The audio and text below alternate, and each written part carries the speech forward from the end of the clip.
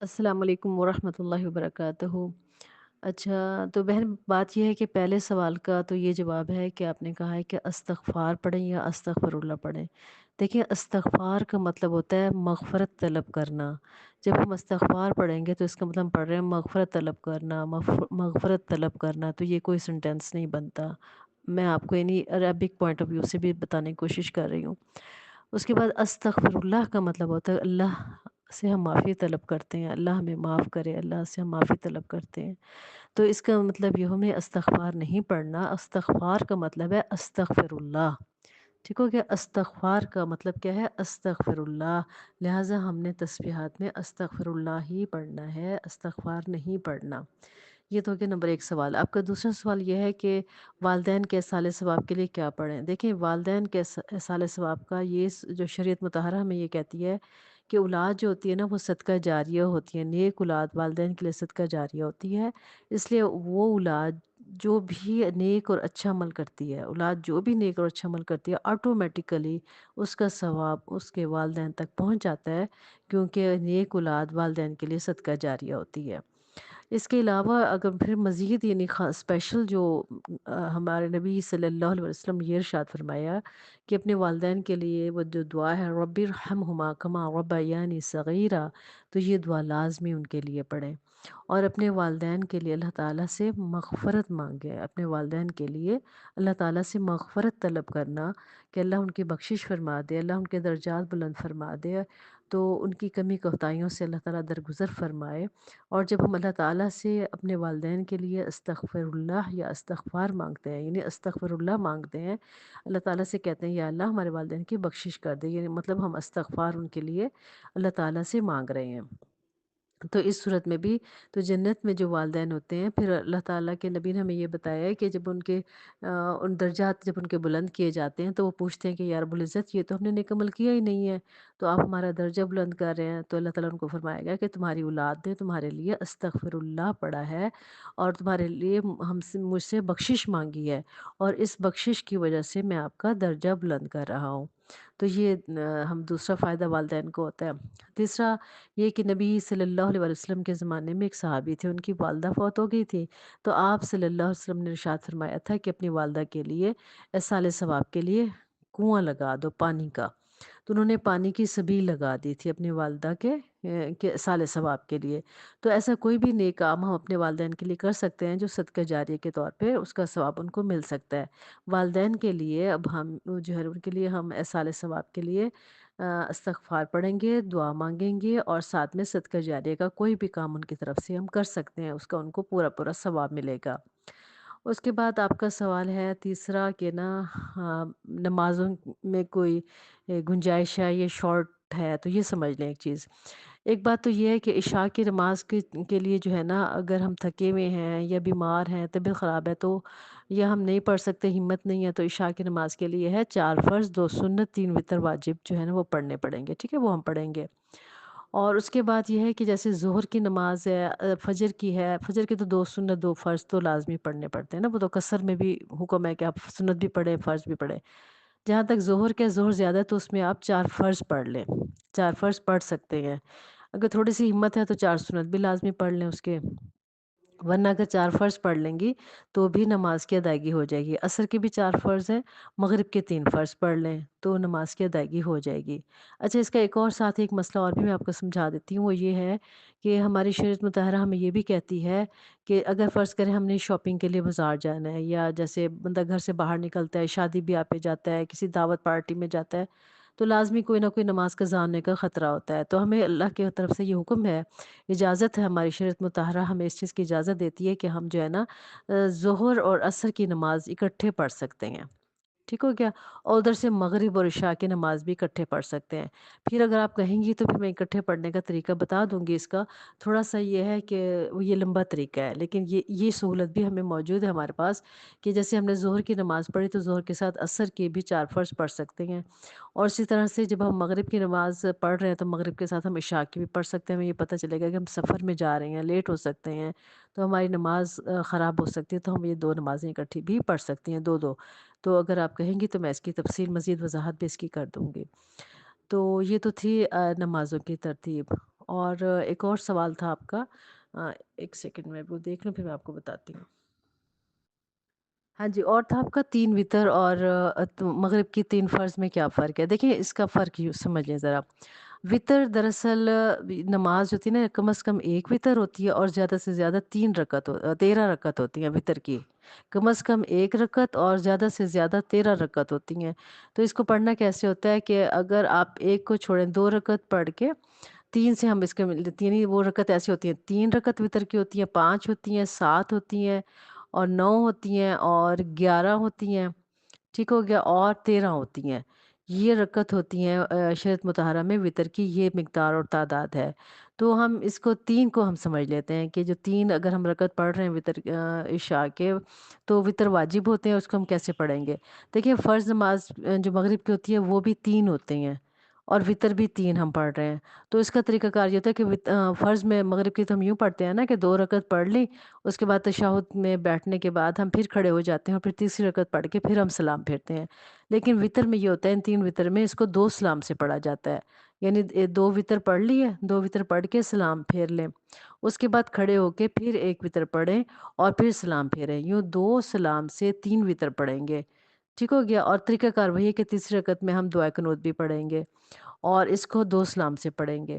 اگر یہ دیکھنا 2 رکعت پڑھ کے سلام پھیر دیا، اس سلام پھیرنے کے بعد آپ بات چیت بھی کر سکتے ہیں، کسی کو کوئی بات ضروری کرنی ہے یا کوئی کسی سے بات کرنی ہے تو وہ بات چیت بھی کر سکتے ہیں۔ پھر اٹھ کے 1 رکعت کی نیت کر کے وہ پڑھیں، پھر دعائے قنوت پڑھیں اور پھر جیسے رکعت پڑھتے ہیں وہ پڑھ کے اور پھر سلام پھیریں، یوں فرق پڑ جائے گا۔ یعنی مغرب کی نماز کی جو 3 فرض ہیں اس کا طریقہ کار ہے 1 سلام سے، اور وتر ہم پڑھیں گے 2 سلام سے، تو دونوں میں فرق ہو جائے گا۔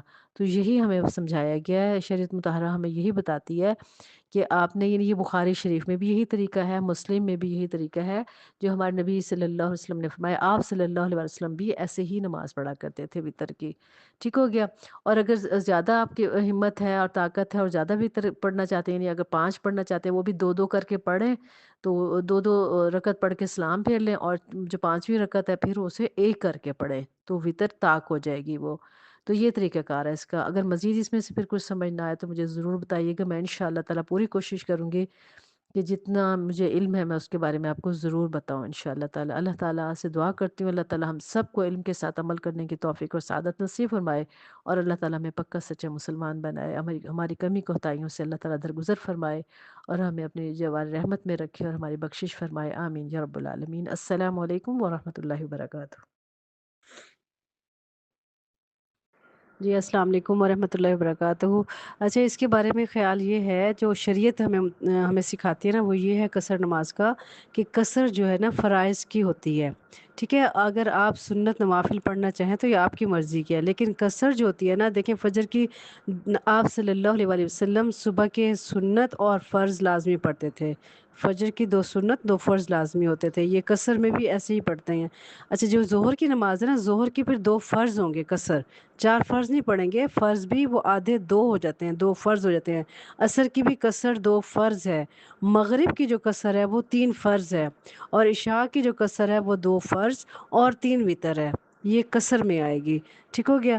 تو اس کو اس طرح سے پڑھیں گے، یہ قصر ہے۔ لیکن اگر آپ سنت اور نوافل پڑھنا چاہتے ہیں تو وہ منع بھی نہیں ہے۔ آپ قصر جب فرض آدھے ہو گئے ہیں تو بعض علماء یہ کہتے ہیں کہ جب قصر میں فرض آدھے ہو گئے ہیں تو پھر سنت اور نوافل بھی نہ پڑھیں، کیونکہ جب فرض آدھے ہو گئے وہ تو نفل عبادات ہے۔ لیکن اگر آپ کا دل چاہ رہا ہے، آپ کے پاس سہولت ہے، آپ کے پاس ٹائم ہے، ہمت ہے، تو ضرور یعنی قصر میں 2 فرض پڑھ کے پھر سنت اور نوافل بھی پڑھ لیں، تو قصر بھی ہو جائے گی آپ کی، سنت اور نوافل بھی ہو جائیں گے۔ تو یہ شریعت مطہرہ ہمیں اس کی تعلیم دیتی ہے اور اس کے مطابق یہی کچھ ہے۔ باقی اللہ تعالیٰ آپ کو خوش رکھے اور آسانیوں میں رکھے، اللہ تعالیٰ ہمیں سیکھنے سکھانوں میں رکھے، اور سیکھتے رہیں ہم اور سکھاتے رہیں، ایک دوسرے کو ریمائنڈر دیتے رہیں۔ اللہ ہمیں علم والی زندگی عطا فرمائے اور اپنی بارگاہ الہی میں اللہ قبول و منظور فرمائے، آمین یا رب العالمین۔ السلام علیکم ورحمۃ اللہ وبرکاتہ۔ جی السلام علیکم ورحمۃ اللہ وبرکاتہ۔ ہاں جی، میں نے وہ سوال سن لیا تھا، اس کا جواب سن لیں۔ جو قصر نماز ہوتی ہے نا، یہ فرض نہیں ہوتی، نہ ہی واجب ہوتی ہے، بلکہ یہ سنت ہوتی ہے۔ تو اگر آپ جہاں پہ قصر نماز پڑھنی ہے وہاں پہ پہلے تو یہ دیکھ لیں کہ فاصلہ کتنا ہونا چاہیے۔ فاصلہ جو ہے نا وہ ہونا چاہیے آپ کے پاس 48 میل، یا پھر ہونا چاہیے 9 میل۔ अहादीस की बाज़ किताबों में 9 मील आया है, बाज़ में 48 मील आया है, ये फ़ासला होना चाहिए।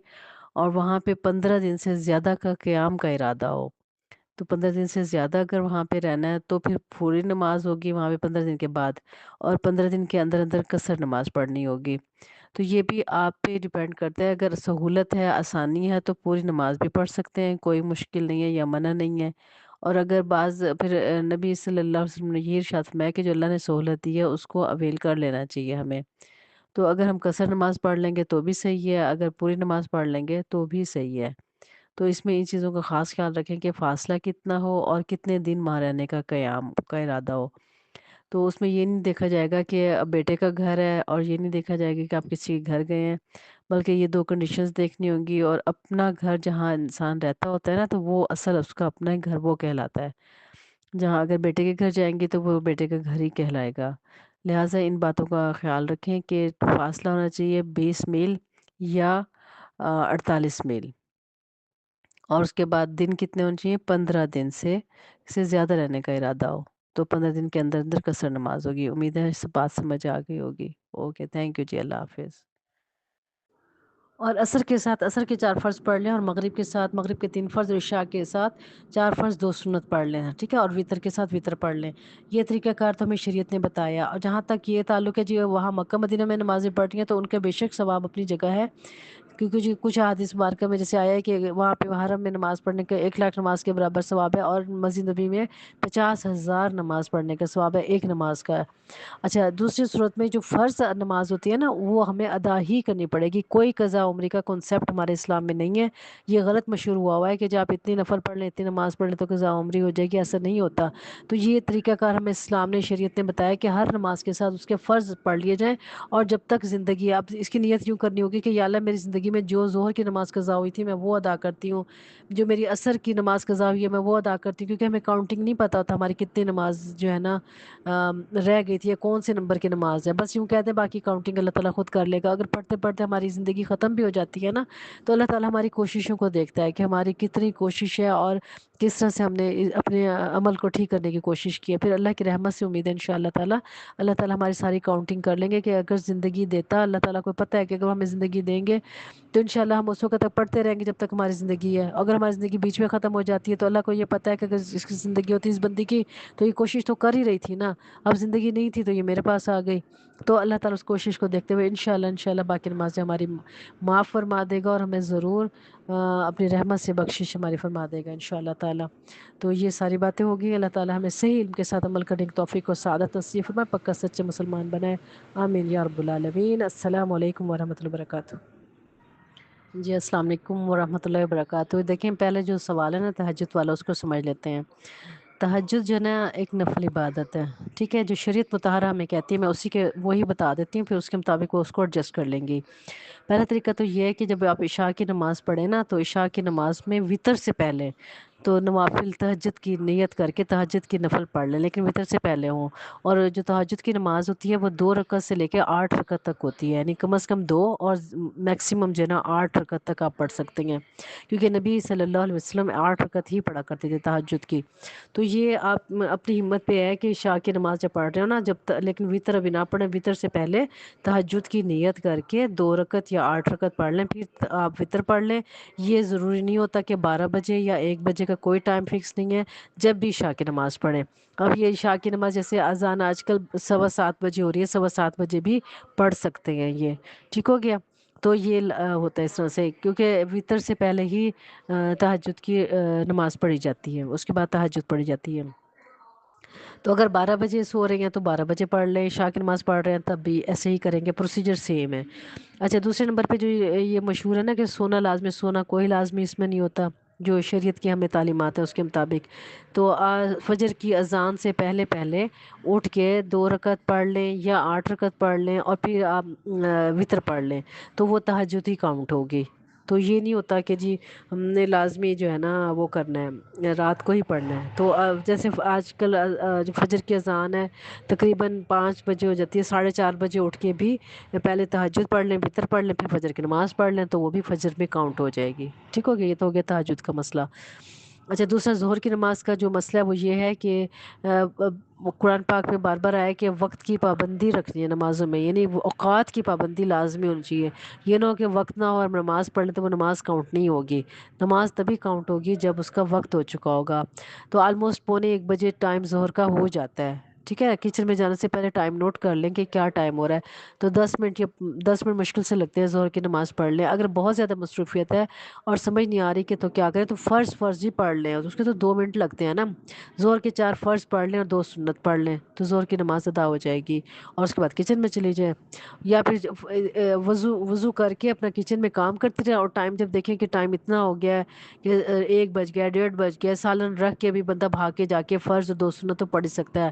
دیکھیں، دنیا کو اتنی اہمیت تو دینی نہیں چاہیے کہ جس میں ہماری نماز جاتی رہے۔ کوئی جتنی مہمانداری ہو، جتنی مصروفیت ہو، کچھ بھی ہو، اپنی آخرت سب سے پہلے۔ تو اپنی ساری مصروفیات چھوڑ کے سب سے پہلے اپنی نماز کی فکر کرنی ہے، کیونکہ اس دنیا میں جو نماز ہے نا وہ صرف میری نماز ہے، روزے جو ہے نا وہ صرف میرے روزے ہیں، جو عبادات ہیں وہ صرف میری عبادات ہیں، وہ ہماری پراپرٹی جو ہے نا، ہمارے اعمال ہماری پراپرٹی ہی بنیں گے۔ تو ہم اپنی پراپرٹی کا نقصان نہیں کر سکتے کسی کی خاطر بھی، کیونکہ قیامت کے دن کوئی اپنی پراپرٹی میں سے ایک نیکی بھی ہمیں نہیں دے گا۔ ہماری جتنی نیکیاں، جتنے اچھے عمل، جتنے حقوق و فرائض ہیں، سب کے سب ہماری پراپرٹی ہوتے ہیں۔ تو جب اپنی پراپرٹی یہاں پہ کوئی نہیں دیتا تو آخرت میں کون دے گا؟ وہاں تو بالکل بھی کوئی نہیں دے گا۔ تو کائنڈلی میری بہن سے کہیے گا کہ اپنی جو ہے نا عبادات کی خود حفاظت کریں، قبر میں کوئی بھی ساتھ نہیں جائے گا، کوئی بھی ساتھ نہیں دے گا، کوئی بھی فرض نماز ادا نہیں کروائے گا ہماری، ٹھیک ہو گیا؟ یہ تو ظہر کی نماز کا ہو گیا۔ اب تیسرا سوال تھا آپ کا کہ قضا عمرے کی نمازیں، دیکھیں اگر جو قضا ہو گئی ہے نا، اس کا جو شریعت ہمیں طریقہ یہ بتاتی ہے کہ اب جب بھی اللہ توفیق دے رہا ہے آپ کو نماز پڑھنے کی، تو فجر کے ساتھ فجر کے 2 فرض پڑھ لیں، ظہر کے ساتھ ظہر کے 4 فرض پڑھ لیں۔ جی، السلام علیکم ورحمۃ اللہ وبرکاتہ۔ اچھا، اس کے بارے میں خیال یہ ہے، جو شریعت ہمیں سکھاتی ہے نا، وہ یہ ہے قصر نماز کا، کہ قصر جو ہے نا فرائض کی ہوتی ہے، ٹھیک ہے؟ اگر آپ سنت نوافل پڑھنا چاہیں تو یہ آپ کی مرضی کی ہے، لیکن قصر جو ہوتی ہے نا، دیکھیں فجر کی آپ صلی اللہ علیہ وآلہ وسلم صبح کے سنت اور فرض لازمی پڑھتے تھے، فجر کی 2 سنت 2 فرض لازمی ہوتے تھے، یہ قصر میں بھی ایسے ہی پڑھتے ہیں۔ اچھا، جو ظہر کی نماز ہے نا، ظہر کی پھر 2 فرض ہوں گے قصر، 4 فرض نہیں پڑھیں گے، فرض بھی وہ آدھے 2 ہو جاتے ہیں، 2 فرض ہو جاتے ہیں۔ عصر کی بھی قصر 2 فرض ہے، مغرب کی جو قصر ہے وہ 3 فرض ہے، اور عشاء کی جو قصر ہے وہ 2 فرض اور 3 وتر ہے، یہ قصر میں آئے گی، ٹھیک ہو گیا؟ تو اس کو اس طرح سے پڑھیں گے، یہ قصر ہے۔ لیکن اگر آپ سنت اور نوافل پڑھنا چاہتے ہیں تو وہ منع بھی نہیں ہے۔ آپ قصر جب فرض آدھے ہو گئے ہیں تو بعض علماء یہ کہتے ہیں کہ جب قصر میں فرض آدھے ہو گئے ہیں تو پھر سنت اور نوافل بھی نہ پڑھیں، کیونکہ جب فرض آدھے ہو گئے وہ تو نفل عبادات ہے۔ لیکن اگر آپ کا دل چاہ رہا ہے، آپ کے پاس سہولت ہے، آپ کے پاس ٹائم ہے، ہمت ہے، تو ضرور یعنی قصر میں 2 فرض پڑھ کے پھر سنت اور نوافل بھی پڑھ لیں، تو قصر بھی ہو جائے گی آپ کی، سنت اور نوافل بھی ہو جائیں گے۔ تو یہ شریعت مطہرہ ہمیں اس کی تعلیم دیتی ہے، اور اس کے مطابق یہی کچھ ہے۔ باقی اللہ تعالیٰ آپ کو خوش رکھے اور آسانیوں میں رکھے، اللہ تعالیٰ ہمیں سیکھنے سکھانے میں رکھے، اور سیکھتے رہیں ہم، اور سکھاتے رہیں، ایک دوسرے کو ریمائنڈر دیتے رہیں۔ اللہ ہمیں علم والی زندگی عطا فرمائے، اور اپنی بارگاہ الہی میں اللہ قبول و منظور فرمائے، آمین یا رب العالمین۔ السلام علیکم ورحمۃ اللہ وبرکاتہ۔ جی، ساتھ ہی یہ تمام کوسچن آنسر، سوالات اور جوابات کا سیشن کمپلیٹ ہوتا ہے۔ یہ کچھ بہنوں نے کچھ سوالات کیے تھے تو ان کے جوابات دیے گئے تھے قرآن و سنت کی روشنی میں، اور علماء سے پوچھ کر ان کی رہنمائی میں۔ تو امید کرتی ہوں انشاءاللہ اس سے تمام بہنوں کو بہت زیادہ فائدہ ہوگا۔ آپ تمام بہنوں سے گزارش ہے، اگر کسی کا کوئی سوال ہو تو کمنٹ سیکشن میں ضرور بتائیے گا، تو انشاءاللہ تعالی علم کے مطابق اس رہنمائی کی کوشش کی جائے گی۔ اللہ تعالیٰ سے دعا کرتے ہیں اللہ تعالیٰ ہمیں علم کے ساتھ عمل کرنے کی توفیق اور سعادت نصیب فرمائے، پکا سچا مسلمان بنائے، آمین یا رب العالمین۔ السلام علیکم ورحمۃ اللہ وبرکاتہ۔